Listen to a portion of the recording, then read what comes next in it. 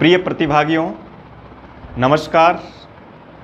समास की श्रृंखला में आज हम तत्पुरुष समास के समानाधिकरण और व्यधिकरण के कुछ भेद पढ़ने के पश्चात आज हम उस तत्पुरुष समास के एक अलग तरह की एक श्रेणी बनी हुई है जिसके समास कहे जाते हैं और उनको उपपद समास के नाम से जाना जाता है। उस उपपद समास के बारे में अध्ययन करेंगे कि किस तरह के उदाहरणों को हम उपपद समास कहते हैं और उनकी पहचान क्या हो सकती है। शब्दों को हम देख करके किस प्रकार से उपपद समास उत्तर भरें। देखिए, उपपद समास जब ऑप्शन में नहीं हो तब हमको तत्पुरुष उत्तर भरना होता है, लेकिन यदि तत्पुरुष समास के ही कुछ भेदों का नाम दे दिया जाए उसमें, तब आपको उपपद के नाम से भी उसका उत्तर भरना है। सरल विषय वस्तु है, प्रत्येक को अलग अलग वर्गीकरण कर रखा है और उस वर्गीकरण के आधार पर संबंधित वर्ग को देख करके आप आराम से पढ़ सकते हैं। इसी क्रम में आज हम उपपद समास पढ़ रहे हैं। देखिए, उपपद समास की क्या विशेषता होती है। सबसे पहली बात, उपपद समास में जो दोनों पद होते हैं उसमें दूसरा पद एक तिङंत पद के रूप में प्रयुक्त होता है। उपपद समास का जैसे ही हम विग्रह देखेंगे, उस विग्रह से हमको पता लग जाएगा कि यहां उपपद समास है। उसका जो दूसरा पद होगा, यानी जिसको हम उत्तर पद कहते हैं, वो उत्तर पद एक तिङंत पद होगा, यानी एक धातु का रूप होगा। जैसे करोति, जैसे चरति, जैसे जिघ्रति, जैसे तिष्ठति, इस तरह के क्रियापद दूसरे पद के रूप में विद्यमान होते हैं विग्रह के रूप में। अथवा उसके साथ तय प्रत्यांत पद का प्रयोग भी किया जा सकता है। उत्तर पद के बारे में हम समझ गए। जब भी किसी का विग्रह दे रखा हो तब उपपद समास को पहचान करने के लिए, उसकी पहचान करने के लिए अगर हमको उत्तर पद में कोई क्रियापद दिखाई देता है, उसके रूप में हम वहाँ उपपद समास की पहचान करेंगे। कुछ उदाहरणों में तिङंत पद के स्थान पर तय प्रत्यय का प्रयोग भी किया जा सकता है, लेकिन अधिकांशतः उनमें हम तिङंत का ही प्रयोग करते हैं। तिङंत के प्रयोग के विकल्प के रूप में तय प्रत्यांत का प्रयोग किया जा सकता है। ऐसी स्थिति में जब उत्तर पद में हमको पता लग जाएगा कि इनमें से कौन सा समास उपपद समास का है। जैसे मैंने एक उदाहरण दिया, देखिए, अब तक के जो ऑप्शन हमने पढ़े और मैंने कहा कि बताइए इसमें उपपद समास का उदाहरण कौन सा है, और एक विग्रह दे रखा है कि उपपद समास का विग्रह निम्नलिखित में से कौन सा हो सकता है। एक पढ़ा हमने जैसे चोराद भयम, एक में मैंने कहा कृष्णस्य माता, एक में लिखा संकुलिया खंड, और एक में लिखा कुंभम करोति। इन चारों उदाहरणों से अब हम आराम से बता सकते हैं कि इनमें उपपद समास का विग्रह कौन सा है, क्योंकि इसमें चौथे नंबर का जो ऑप्शन है उसका उत्तर पद एक क्रिया है, करोति के रूप में एक तिङंत पद है, धातु रूप के रूप में, जहाँ उसका विग्रह किया जा रहा है। उसको देख करके हम उपपद समास की पहचान करेंगे। ये तो हुआ आपका विग्रह का रूप। इसके अलावा यहाँ जैसे एक लिखा, ये सरसी जायते, ये भी आपका हुआ उपपद समास, क्योंकि जायते एक क्रिया है, लेकिन जायते के स्थान पर जातम का भी प्रयोग कर सकते हैं, तो भी ऐसी स्थिति में भी वो आपका उपपद समास कहलाएगा। अच्छी तरह से पढ़ें, प्रत्येक उदाहरण को, आने वाले प्रत्येक उदाहरण को हम बता सकें कि ये उपपद समास है, और उसके लिए आपको अगर विग्रह दे रखा है तो विग्रह में ये दो बातें ध्यान से देखनी होगी। वहाँ पर जहाँ तिङंत पद के रूप में कोई क्रियापद आता है उसको देख करके उपपद समास बताएं, अथवा कुछ जो क्रिया विशेष है उनके साथ तय प्रत्यांत के रूप में हमको उपपद समास कहना है। अब बात आती है प्रथम पद की। प्रथम पद के रूप में उस क्रिया के आधार पर अधिकतर इस समास का जो मुख्य पद यहाँ जो होता है वो एक तरह से कर्म के रूप में अधिक पद मिलते हैं, क्योंकि यहाँ पाणिनि का एक सूत्र कर्मण्यण काम करता है और उस सूत्र के आधार पर कर्म में कर्म उपपद रहने पर तो ये कर्म उपपद है, और कर्म उपपद के रूप में अगर कोई तिङंत क्रिया आती है तो ऐसी स्थिति में वहाँ उसको अणप्रत्यय की स्थिति में वहाँ एक उपपद समास का प्रयोग किया जाता है। अब आगे बढ़ते हैं। देखिए, यहाँ कारक कर्म भी हो सकता है, यहाँ कारक अधिकरण भी हो सकता है, अपादान भी हो सकता है, लेकिन अधिकांश ज़्यादातर में जो ये प्रयोग किया जाएगा उसमें ये इसका मुख्य सूत्र इसके आधार पर इसका प्रयोग करते हैं। अब देखिए, अब जब इस उपपद समास का विग्रह आपने देखा, क्योंकि ये प्रथम पद भी ज़्यादा महत्वपूर्ण नहीं रह जाएगा जब आप विग्रह दे रखा है, विग्रह में तो क्रिया से ही देख लेंगे। अब इसके बाद यह है कि इसको जब समस्त पद बनाया जाता है, सामासिक पद किया जाता है, तब किस तरीके से प्रयोग करें। तो सामासिक पद के रूप में याद रखें कि तिङंत पद जो होता है, जो क्रियापद होता है, वो कभी भी तिङंत पद के रूप में समास नहीं होगा। उसकी जगह पर उसकी जो क्रिया है, जैसे करोति में क्री धातु है, तो उस क्री धातु में कोई भी इस तरह के प्रत्यय किए जाएंगे, जैसे यहाँ अण प्रत्यय किया जाएगा, और अण प्रत्यय के रूप में यहाँ इसको क्रय की जगह कार शब्द बनता है। अण प्रत्यय हमने पढ़ा था, अण प्रत्यय हमने तद्धित में पढ़ा था। अण प्रत्यय ये कृत का है, तो कृत के रूप में भी जो अण प्रत्यय होता है वो तद्धित जैसा ही होता है, वहाँ भी री को आर वृद्धि करेंगे तो कार बनेगा। अब देखिए, उपपद समास का विग्रह हम कर चुके हैं। विग्रह में हमको क्रिया नजर आएगी, और जब उसको हम समस्त पद बनाएंगे, सामासिक पद के रूप में लिखेंगे, तब उसको क्रिया के रूप में नहीं लिखा जाएगा। उसको उसकी जो मूल धातु है उसमें कोई इस तरह का प्रत्यय करके और उसका पद लिखा जाता है। करोति की जगह जैसे कार्य लिखा हमने, इसके आधार पर हम यहाँ पर ये समास उपपद समास का समस्त पद बनाते हैं। इसी तरीके से इसका जो पूर्व पद है उसका मूल शब्द लिख करके और उसको समस्त पद के रूप में बनाया जाता है। जैसे कुंभम करोति लिखा है, तो अब इसका मूल शब्द लिखेंगे प्रथम पद का कुंभ, और इसके बाद करोति में क्री धातु को कार्य शब्द के रूप में लिखा जाएगा, तो कुंभ कार्य।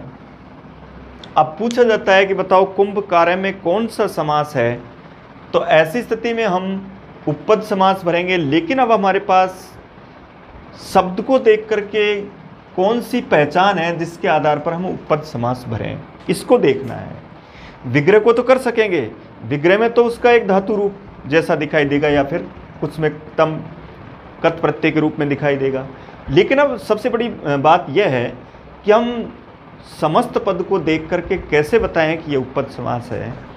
इसमें देखिए, इसमें भी कुछ इस तरह के पॉइंट है जिसके आधार पर हम उपपद समास का जो बना हुआ शब्द है उसको भी हम पहचान कर सकते हैं। जैसे देखिए, अब याद रखो, हम कुछ एक लाइन में कुछ शब्द ही लिखते हैं।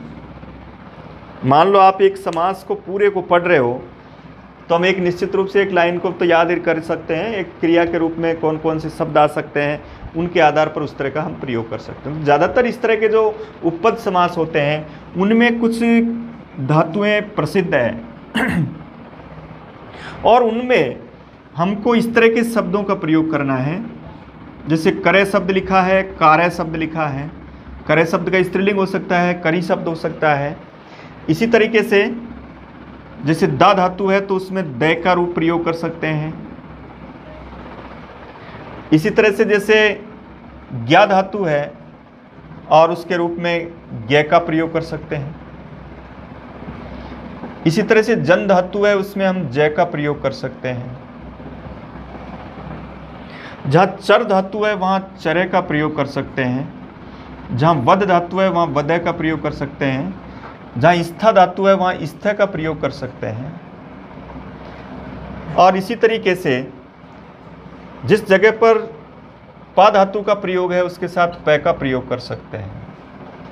और भी कई इस तरह की धातुएं जिनमें उसमें कोई अण आदि प्रत्यय करके उस शब्द का प्रयोग कर सकते हैं। जैसे भुज धातु है, उससे भी जैसे भोजी शब्द बनेगा। जैसे मन धातु है, उसमें भी मन्य शब्द बनेगा। इस तरह के क्रियापदों को जब हम धातु के साथ इस तरह के क्रियापद जो उनसे एक कृदंत पद बनता है वो अगर उत्तर पद के रूप में रहेंगे तो ऐसी स्थिति में वहाँ उसके साथ हम समास करेंगे। कौन सा? उपपद समास। तो विशेष बात तो यही याद रखें कि इस तरह के जो भी शब्द अगर उत्तर पद के रूप में आते हैं तब समझ जाओ वहाँ हमको उपपद समास करना है। अब देखिए जैसे कुछ उदाहरण पढ़ते हैं हम उपपद समास के रूप में। और ये भी निश्चित याद रख लो कि जैसे ये दोनों आए या करी शब्द आया, पुल्लिंग भी हो सकता है स्त्रीलिंग भी हो सकता है। जैसे दै का मतलब पुल्लिंग में दै आएगा, स्त्रीलिंग में दा आ जाएगा, तो ऐसा भी हो सकता है। गे ज्ञा भी हो सकता है, अगर ज्ञा है तब वो स्त्रीलिंग शब्द है। अब इनका जब विग्रह करेंगे तो विग्रह में स्त्रीलिंग पुल्लिंग में कोई अंतर नहीं आएगा क्योंकि वहाँ क्रिया ही आपको लिखनी है। तो अब ये भी याद रख लो कि यहाँ जहाँ पर ये ऐसा उत्तर पद आएगा तब उसका विग्रह करते समय हम करोति लिखेंगे। इस तरह का विग्रह आएगा तब हम उसको ददाती लिखेंगे। इस तरह का विग्रह आएगा तब हम उसको ज्ञायते लिखेंगे या जानाती लिखेंगे। और इस तरह का विग्रह आएगा तब उसको हम जायते लिखेंगे या जातम लिखेंगे। चरे आएगा तो चरती, यानी उसका जो क्रियापद नजर आ रहा है उसके आधार पर उसकी क्रिया लिखेंगे। वद आता है तो वदती, स्थ आता है तो तिष्ठति, और प आता है तो पिबती, भोजी आ जाता है तो भुंकते, और मन्य आता है तो मन्यते। एक शब्द और गय और लिख लें। गय आता है तो गच्छति या गायति।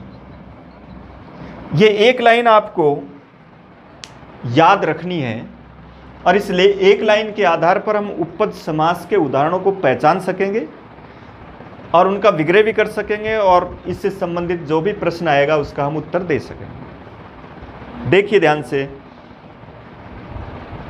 जब आपने कोई पद देखा और पद देखते ही आपसे पूछा गया कि बताओ समास कौन सा है, तो क्या काम करते हैं? सबसे पहले हम ये देखते हैं कि दोनों पद कौन कौन से हैं। दोनों पदों को अलग अलग करते हैं कि पहला पद यह है और उत्तर पद यह है।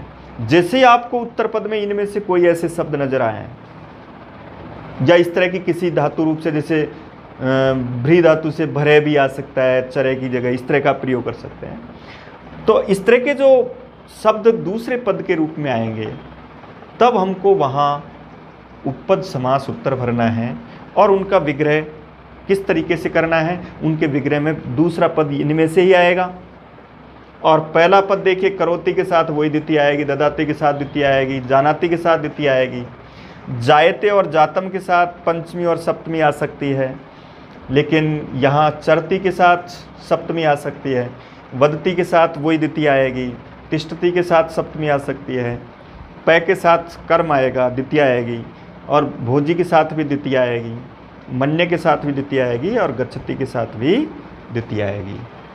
ऐसी स्थिति में हम उनका विग्रह करेंगे। अब देखिए उदाहरण कुछ जिसके आधार पर हम इनके उदाहरणों को पढ़ते हैं। सबसे पहले मैं इस तरह का उदाहरण लिख रहा हूँ। देखिए जैसे एक शब्द है, जैसे प्रभाकर शब्द लिखा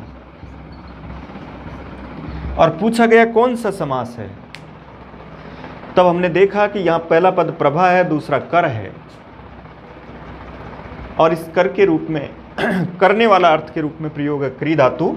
इसका मतलब यहाँ प्रभाम करोति। एक उदाहरण लिखा जैसे यशस करी।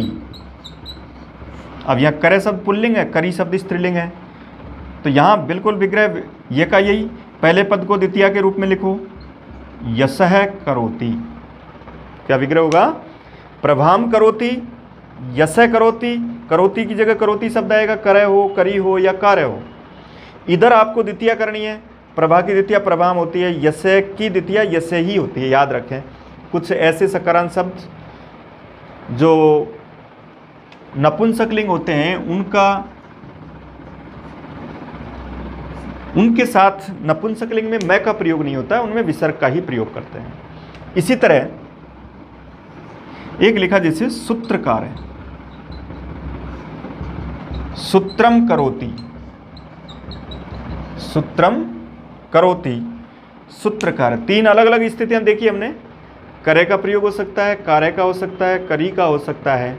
जब आपको इस तरह का विग्रह दे रखा है तब उसमें याद रखें कि जहाँ पर भी इस तरह के जो पद आते हैं, सूत्रकार, स्वर्णकार, कुंभकार, जिससे किसी वस्तु का निर्माता के रूप में उसका प्रयोग होता है, तब वहाँ हम कर्मण्यण से अण प्रत्यय करके वहाँ कार शब्द बनाते हैं।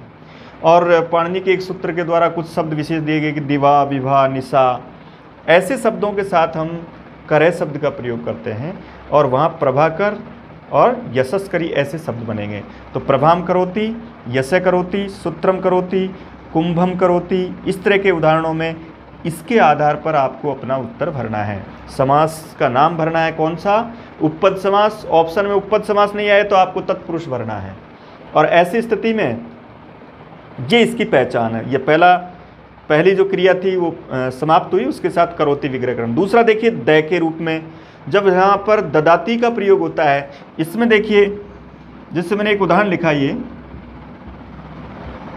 देखिए जलदह शब्द लिखा। अब आपसे पूछा गया बताओ जलदय में समास कौन सा है, तो हम क्या करते हैं, सबसे पहले समास का चयन करने के लिए पहले ये देखा करते हैं कि इस पूरे पद में जो समास किया गया है इसके दो पद कौन कौन से हो सकते हैं। तो ऐसी स्थिति में एक पद हमको स्पष्ट नज़र आ रहा है कि एक पद इसमें जल है, तो फिर दूसरा पद भी अपने आप, जब आपसे पूछा ही जा रहा है कि समास कौन सा है, तब हम दूसरे पद की कल्पना करेंगे कि दूसरा पद क्या है, दै है। और जैसे ही दै उपस्थित दूसरा पद नजर आ जाता है तो हमारी इस लाइन में हमको दै मिलेगा और उसके आधार पर हम क्या भरेंगे, उपपद समास। और दै के स्थान पर आपको ददाती भरना है और उससे पहले वो कर्म है उसको आपको जलम करना है। जलम ददाती, जलदय अर्थात बादल का नाम, जल देने वाला, उसके रूप में प्रयोग करते हैं। इसी तरह देखिए एक उदाहरण लिखा जैसे गो दय, गो का मतलब गाय है, गाम ददाती। यहां दै से पहले जो भी पद आएगा उसके साथ आपको कर्म करना है, यानी द्वितीय विभक्ति लगानी है और उसके साथ ददाती क्रिया भरना है। एक जैसे स्त्रीलिंग शब्द पढ़ते हैं हम, जैसे यशोदा। अब यहाँ देखिए द आ रहा है, दै पुल्लिंग, दा स्त्रीलिंग, तो विग्रह करेंगे यशः ददाती। स्त्रीलिंग पुल्लिंग कोई भी हो, क्रिया के रूप में ही आपको उसका विग्रह करना है, वहाँ कोई चेंज नहीं करना है। इस तरीके से आपको इसका विग्रह करना है। तो समझ रहे हैं आप, उपपद समास के लिए अगर कोई समस्त पद दे रखा है तो भी हम हमारा उत्तर भर सकेंगे आराम से, और अगर विग्रह दे रखा है तो भी हम आराम से कर सकते हैं। विग्रह में दूसरा पद क्रिया देखना है और जो समस्त पद है उसके अंदर ये शब्द देखने हैं, इसके आधार पर हम वो पूरा उपपद समास पढ़ सकते हैं। अब देखिए आगे, जैसे आगे लिखा है जैसे ज्ञ, ज्ञ का अर्थ है जानने वाला। इसके रूप में देखिए जैसे एक शब्द लिखा मैंने रसज्ञ। अब पूछा गया रसज्ञ में कौन सा समास, तो एक रस शब्द है, एक ज्ञ शब्द है। तो ज्ञ देखते ही ये एकाक्षरी द्व्यक्षरी जो शब्द आ रहे हैं, इसका मतलब वहाँ उनको एक तरह से उसी के विग्रह रूप में नहीं लिखा जाता है, उनको क्रिया के रूप में लिखा जाता है। इसलिए ज्ञ आते ही रसम जानाति, इस तरह विग्रह करेंगे। इसी तरह जैसे शब्दज्ञ, शब्दम जानाति, जहां भी ज्ञ जुड़ा हुआ है वहां इस तरह का विग्रह करें और समास का नाम उपपद समास भरें। जैसे रसज्ञ, शब्दज्ञ, जैसे कवि कहते हैं ना विशेषज्ञ, तो विशेषम जानाति, जो विशेष जानता है उसको क्या कहेंगे, विशेषज्ञ कहेंगे। तो ये ज्ञ के रूप में इस तरह से विग्रह करेंगे। इसके बाद जैसे जय के रूप में विग्रह करते हैं, तो जय के लिए देखिए, जय का मतलब जायते। जैसे एक उदाहरण लिखा हमने ये सरसिजम। अब देखिए सरसिजम, जय के पश्चात अगर विसर्ग आ रहा है तो पुल्लिंग है, आ रहा है स्त्रीलिंग है, मैं आ रहा है इसका मतलब नपुंसक, तो ये नपुंसकलिंग है। इसलिए आप विग्रह कर सकते हैं, देखो सर्षि जायते अथवा जातम, दोनों कर सकते हैं, जायते भी कर सकते हैं और जातम भी कर सकते हैं। इसमें एक और विशेष बात देख रहे होंगे आप कि यहाँ जय आ रहा था और एक शब्द सर्षि आ रहा था, लेकिन इसमें पहला जो पद है वो सप्तमी विभक्ति में लिखा गया है, समस्त पद में भी और विग्रह में भी, इसलिए ये उपपद समास का अलुक समास कहलाएगा, जिसमें पहले पद में विभक्ति भी साथ में है। सरस शब्द के सप्तमी में सर्षि बनता है और मूल शब्द सरस है, इसका मतलब ये अलुक समास भी कहलाएगा। उपपद समास तो है ही, उपपद में हमने देखा सरस यानी तालाब होता है, उसके पीछे एक शब्द लिखा है जय, तो सर्षि जायते, सर्षिजम। इसी तरह जब इसका एक दूसरा पद बनाते हैं, जब ये अलुक नहीं होता है तब इसमें सरोजम बनता है, तो अब सरोजम में वही सर्षि जायते विग्रह यही रहेगा, लेकिन इससे दो शब्द बनेंगे, सरोजम भी बनेगा और सर्षिजम भी। सरोजम में यानी भी कमल होता है, सर्षिजम यानी भी कमल होता है, लेकिन सर्षिजम अलुक समास का उदाहरण है, सरोजम लुक समास का उदाहरण जो मुख्य समासों की श्रेणी में आता है। तो सरोजम भी बन सकता है और सर्षिजम भी बन सकता है। जय के रूप में जैसे एक उदाहरण लिखाइए, जलजम, जलात जायते या जात। जलज,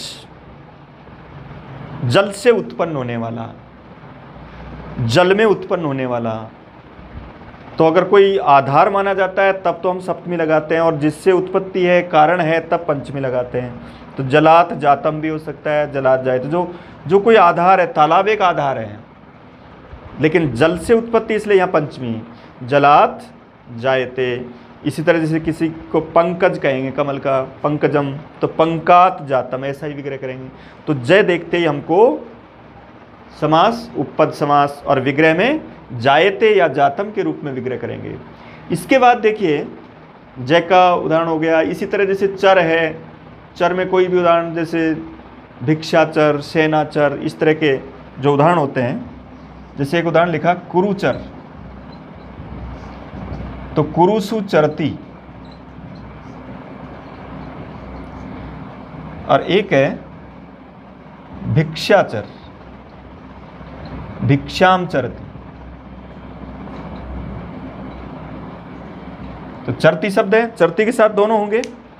कोई स्थान में विचरण कर रहा है तब सप्तमी आ जाएगी, किसी वस्तु का भक्षण कर रहा है तब वहां द्वितीय आएगी। तो कुरु में सप्तमी कुरु एक स्थान विशेष है, इसलिए कुरुसु चरती और भिक्षाम चरती, इस तरह का विग्रह करेंगे। इसी तरह जैसे वदय है, वदय के रूप में जैसे हम लिखते हैं प्रियम वदय, प्रियम वदती, प्रियम वदती, तो वदती क्रिया से वदय है। जैसे हमसे पूछा गया बताओ प्रियम वद में कौन सा समास हो सकता है, तो हमने देखा एक प्रियम शब्द है और एक वद शब्द है। तो वद देखा तो वद के, इसका मतलब इसके आधार पर उत्तर भरें। वद का मतलब यहाँ उपपद समास होगा और वद की जगह वदती लिखेंगे। प्रियम वदय, वसम वदय, वंशम वदय, तो वंशम वदती उसके रूप में विग्रह करेंगे।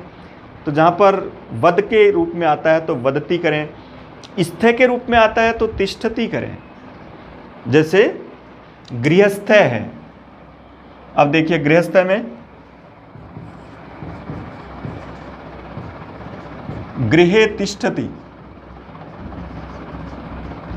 इस तरह का विग्रह करेंगे। तो यहाँ पर घर में रहने वाला, ऐसी स्थिति में यहाँ स्था धातु है, स्था से कै प्रत्यय होकर के गृहस्थ रूप बनता है, जैसे गोष्ठ रूप बनता है। इस तरह के जो शब्द होते हैं उनमें हम प्रस्थ रूप बनता है। तो यहाँ स्थ को देखकर तिष्ठति विग्रह करना है। इसके बाद पै, पिबती, जैसे एक शब्द लिखा ये सुरापय, सुराम पिबती, सुरा पीने वाला, जैसे एक है सोमपय,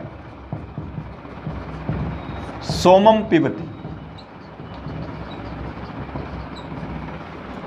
इंद्र का नाम है सोमम पिबती, सोम पीने वाला, सोम का पान करने वाला। तो पीने के अर्थ में यहाँ पिबती, जैसे द्वीप उदाहरण है, द्वाभ्याम पिबती, उसके रूप में पिबती के रूप में जब विग्रह करेंगे तब वहाँ उपपद समास होगा। एक पद अलग से पय होना चाहिए, दूसरा पद कोई सा भी हो सकता है। इसके बाद देखिए भोजी, जैसे एक शब्द लिखा हमने ये उष्ण भोजी।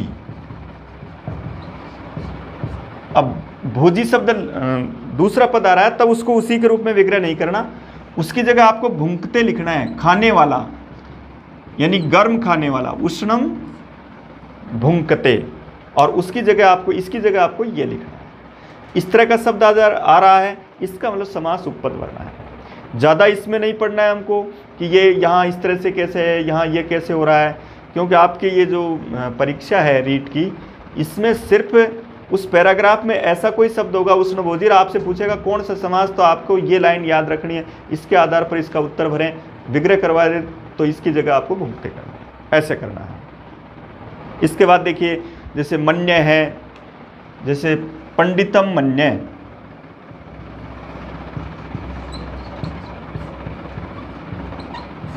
तो आत्मानम पंडितम मन्यते, मन्य की जगह मन्यते क्रिया करनी है और इसको यहां पंडितम करना है।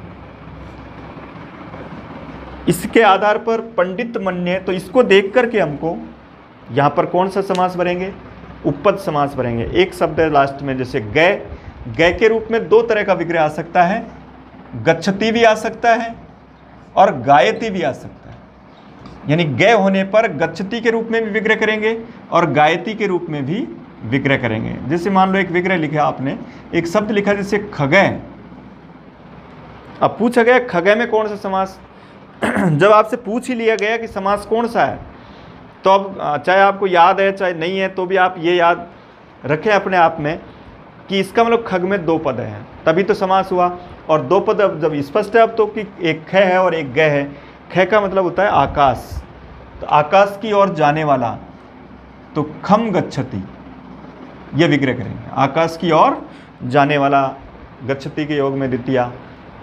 इसके बाद लेकिन अगर कोई गाने वाली वस्तु है, जैसे साम गए, अब शाम को जाने वाला नहीं है, शाम का मतलब है यहाँ सामवेद, तो इसका विग्रह करेंगे सामम गायति, सामवेद का गान करने वाला वो सामगे होगा। खग होगा जाने वाला, जैसे मान लो अब गए कईयों के पीछे लगा रहता है, जैसे एक शब्द जैसे उरग, उरग यानी सांप होता है, ये एक शब्द लिखा जैसे उर्गय, इसका मतलब गय का मतलब गच्छति, उर यानी वक्षस्थल, तो उर्सा गच्छति, जो वक्षस्थल के बल पर चलता है उसको उरग यानी सांप कहते हैं। तो यहाँ उर एक शब्द है, गय एक शब्द है, इसलिए गय को देख करके गच्छति भरें।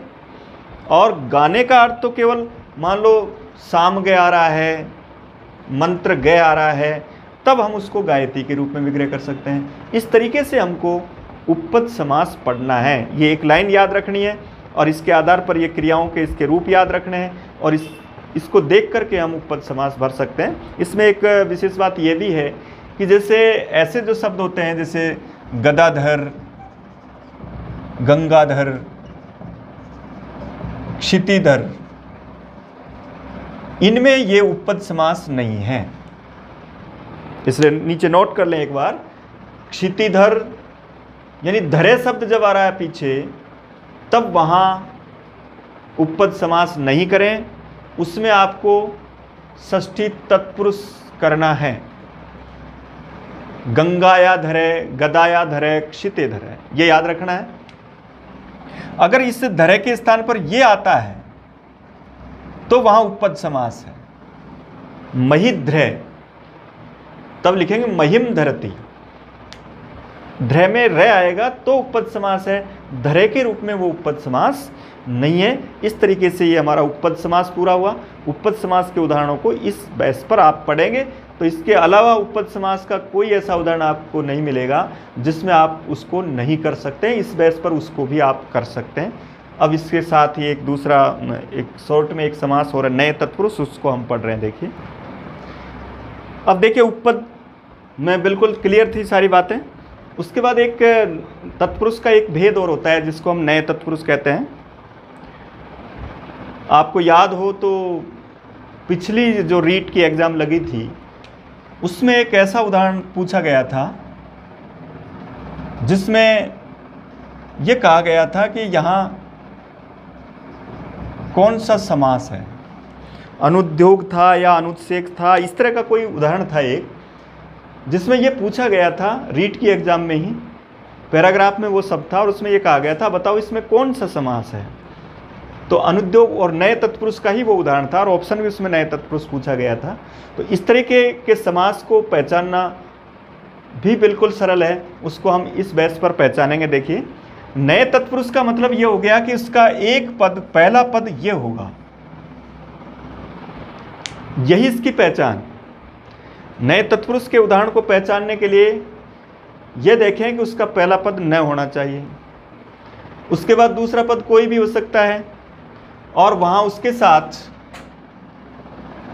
जब नए तत्पुरुष समास करते हैं तो यहाँ कोई भी उत्तर पद के रूप में दूसरा शब्द हो सकता है।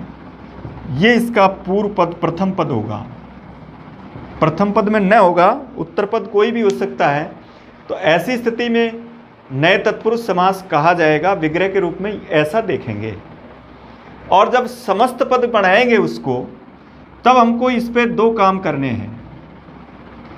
इस न के स्थान पर ए भी हो सकता है और इस न के स्थान पर अन भी हो सकता है।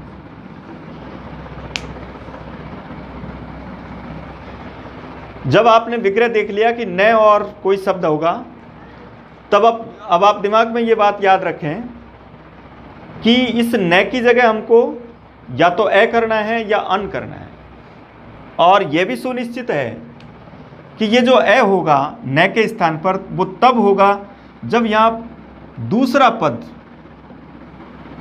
पद व्यंजन से प्रारंभ हो, अर्थात हल वर्ण से प्रारंभ हो, तब आपको उस न के स्थान पर ए करना है।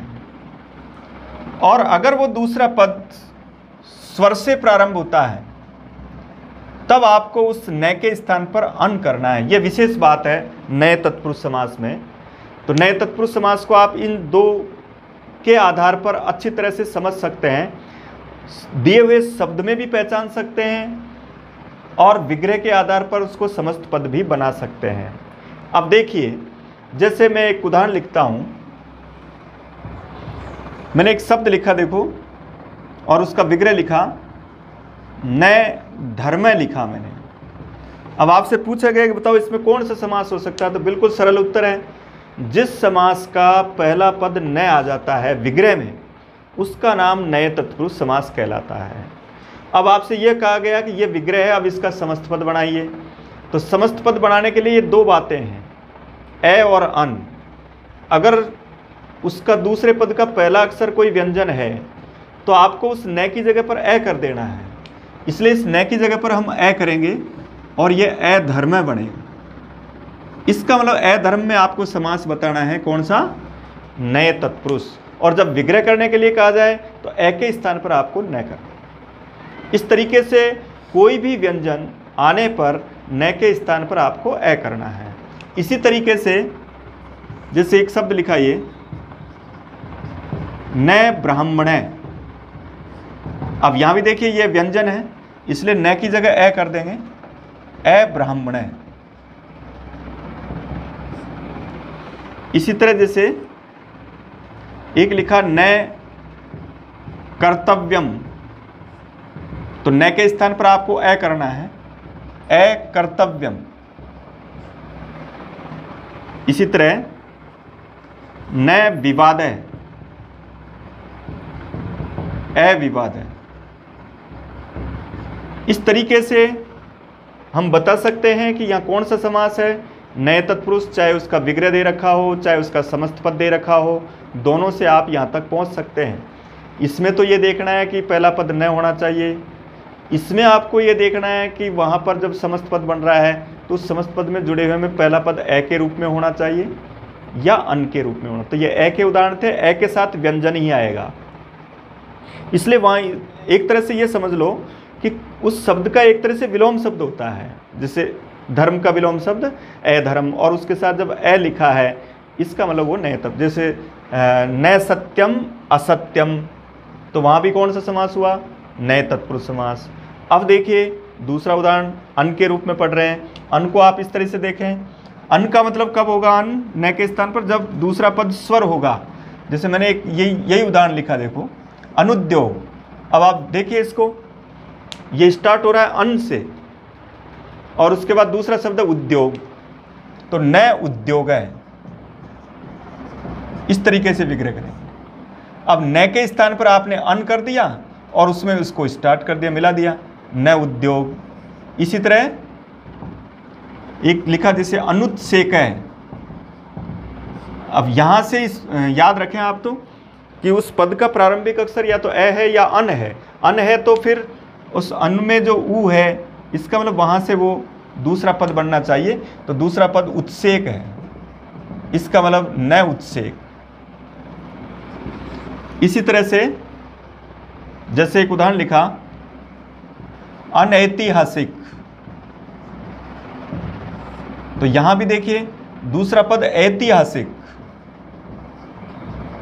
और ये न के स्थान पर अन करना है अगर दूसरा पद स्वर है तो। इसी तरह जैसे अनस्व, तो दूसरा पद अश्व है, न अश्व, इसके रूप में इसका प्रयोग कर सकते हैं, न अश्व अनस्व। इसी तरह से अनुत्सव, न उत्सव। इस तरीके से न के स्थान पर अन कब करेंगे? जब दूसरा पद स्वर हो। जैसे अनिश्वर है अर्थात न ईश्वर है, इसके रूप में हमको नए तत्पुरुष समास करना है। नए तत्पुरुष का जो अन का जो उदाहरण होता है वो अनुपसर्ग के रूप में प्रारंभ नहीं होता। ये भी अच्छी तरह से याद रख लें, क्योंकि जब आप उपसर्ग पढ़ेंगे तो ऐसी स्थिति में हम देखेंगे कि वहाँ उपसर्ग के रूप में अनु को किस तरीके से आपको अलग करना है। यहाँ इस समास में अनु नहीं रहता है, इस समास में वो अन होता है, अनु उपसर्ग नहीं होता है। इसके आधार पर हम नए तत्पुरुष को इन दोनों तरह के उदाहरणों में पढ़ सकते हैं और इस तरह के उदाहरण को पहचान सकते हैं। उसका एक तरह से विलोम शब्द होना चाहिए। ईश्वर का विलोम शब्द अनिश्वर जैसे आया, इसका मतलब नए तत्पुरुष है। इसमें सिर्फ एक बात का ध्यान रखें कि कई बार ऐसा होता है कि जैसे ये जो नए है तो ये चेंज भी नहीं होता कई बार। जैसे कई जगह इसको प्रकृति भाव कहा गया लेकिन समास वही नए तत्पुरुष है। जैसे नखम शब्द है, जैसे नकुलम शब्द है, जैसे नपुंसकम शब्द है। इन शब्दों में भी नए तत्पुरुष समास है, लेकिन इनमें जो न होता है उस न के स्थान पर ए नहीं होता, वह न के स्थान पर न ही रहता है। इसको प्रकृति भाव, नए तत्पुरुष का प्रकृति भाव कहा गया। तो इसमें भी ये ज़्यादा महत्वपूर्ण नहीं है इतने। नपुंसकम शब्द जरूर महत्वपूर्ण है। न स्त्री पुमान, उसको नपुंसकम कहेंगे, न स्त्री पुमान। जो स्त्री और पुरुष दोनों नहीं है, इसका मतलब वो क्या है? नपुंसकम है। ये इसका विग्रह है। और यहाँ भी समास नए तत्पुरुष है, लेकिन यह न को स्थान पर ए नहीं किया गया। एक इसका ध्यान रखें। एक दूसरा ये भी है कि ये उदाहरण जैसे नेक है, नेकधा, इनमें नए तत्पुरुष नहीं भरना है। ये मैं आपको पहले भी लिखा चुका। ये केवल समास के उदाहरण है। केवल में तो 3-4 उदाहरण लिखा है मैंने आपको, उसके आधार पर इसको याद रखें। और यहाँ पर आपको नए तत्पुरुष बताना है, लेकिन ये नए का लोप नहीं करना है। एक इसमें लास्ट बात क्या ध्यान में रखनी है कि जैसे एक शब्द लिखा ये अविद्य, और अब पूछा गया कि अविद्य में कौन सा समास है, तो हम देखेंगे ए आ रहा है, विद्या आ रहा है, इसका मतलब यहाँ नए तत्पुरुष नहीं कर सकते। इसको हम आगे पढ़ेंगे वैसे बहुब्री समास में, यहाँ बहुब्री उत्तर देना होगा। ये बात पहले भी मैं बता चुका कि चाहे उससे पहले न या ए कोई भी हो, लेकिन बाद वाला शब्द अगर परिवर्तित सा हो गया हो, जैसे यहाँ अब देख रहे हैं आप, विद्या कोई शब्द नहीं होता, शब्द विद्या होता है, और विद्या को यहाँ पुल्लिंग में प्रयोग कर दिया गया। इसका मतलब अब ये समास चाहे इसके आगे कोई भी हो, चाहे संख्या हो, चाहे ए हो, चाहे और कोई हो, तो भी ये बहुब्री ही कहलाएगा।